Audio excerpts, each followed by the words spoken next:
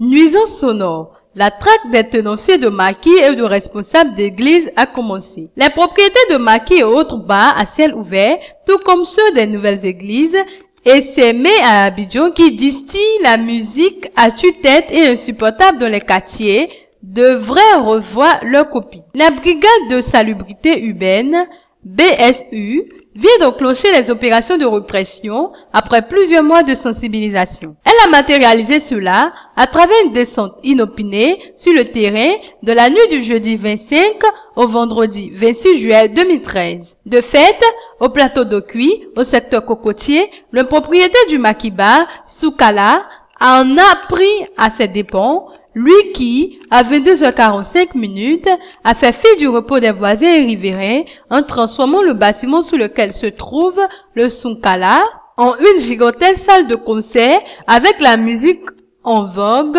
coupée-décalée.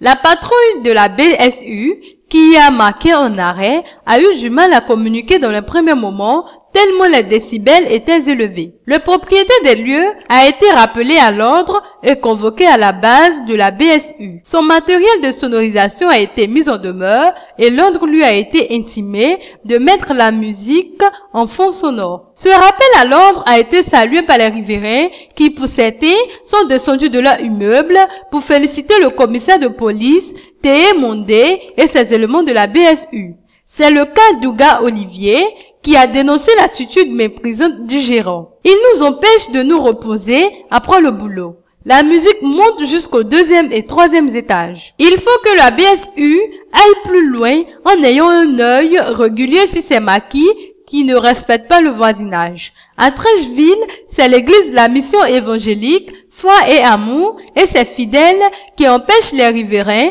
d'avoir la tranquillité les mercredis et vendredis entre 19 et 20h30. Au cours de cette période, un véritable orchestre et une sonorisation musicale époustouflante créent une nuisance terrible dans le quartier d'Arras Autoroute. Cela a été dénoncé ouvertement au passage de la BSU par plusieurs riverains.